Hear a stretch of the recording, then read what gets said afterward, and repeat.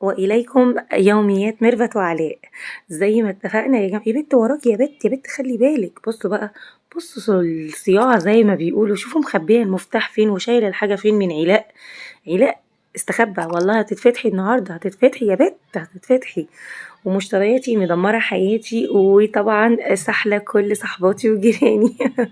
زي ما قلت قبل كده، الماركتنج الصايع رزق زي ما بيقولوا. زي ما انتوا شايفين ده اكيد ماركتنج بيتعمل من خلال بلوجر معينين او انفلونسر او ايا كان، تيك توكرز بيطلعوا يعملوا الفيديوهات القمر دي علشان يعملوا دعاية للمنتجات.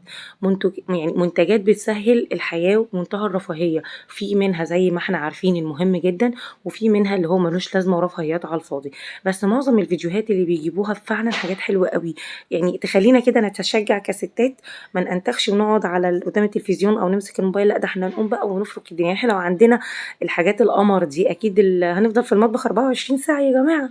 بصوا وصفة جميلة، الفراولة جميلة، الحنفية زي القمر، الجهاز اللي بيعقم وبيشيل البكتيريا من الخضار. يعني بصراحة حاجات حلوة جدا. كل ده اساسه ماركتينج بيوصل الفكرة بطريقة سهلة وحلوة جدا من خلال فيديو للجمهور. زي ما احنا شايفين كده، احنا عجبنا الحاجة نبتدي بقى ندور ونسأل. الفيديوهات دي بتلف العالم كله، جايبة مشاهدات عالية جدا جدا جدا. زي ما يعني احنا عارفين كلنا بنحب نتفرج عليها، بتغسلنا من جوه يا جماعة. وبنحس ان خلاص احنا قاعدين في البيت، وان احنا خلصنا كل اللي ورانا وما بنقومش نتحرك من مكاننا، ما خلاص بقى احنا اتفرجنا والدنيا خلصت. بصراحة حاجات حلوة قوي وتجنن. افكارهم حلوة وجميلة، فيديوهاتهم حلوة. تعتبر والله برضو فيديوهات لروتينات حلوة تشجع الستات.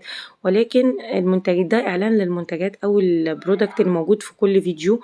الحاجات دي موجودة زي ما قلت لكم على صفحات كتير جدا على النت، في منها اللي معانا وفي منها اللي مش معانا.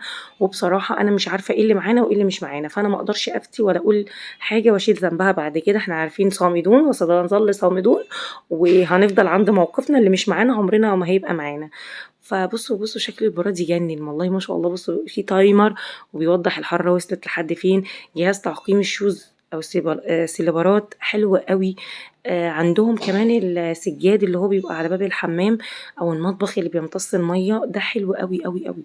يعني ما شاء الله حاجات حلوة، افكار حلوة. فانا كست لو عندي كل الامكانيات دي، اكيد انا مش هخرج من المطبخ، مش هقوم من المطبخ الا لما هبقى عايزة ادور على حاجة اعملها عشان استخدم المنتجات القمر دي. بس التكنولوجيا حلوة، الرفاهية حلوة، مفيش كلام. بصوا المروحة قمر قمر، حاجات حلوة قوي. ستايلها حلو. رجلك يا بنتي يا بنتي رجلك، قلنا 100 مرة. قلنا في حاجة اسمها نظافة شخصية، تقول لا بقى فينا. بصوا بقى كمان المكنسة اللي بتلم الوبر. بصوا المنظر وبر عاملة ازاي، حلوة قوي الكبة. كل حاجة منتجات حلوة قوي.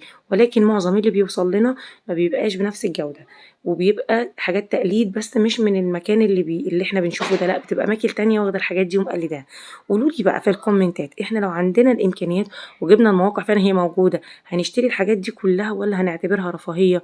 لو في الامكانية وفي زيادة وفي ان احنا نعرف نعمل ده، قولوا لي في الكومنتات هنشتريه ولا دي رفاهية. باي باي.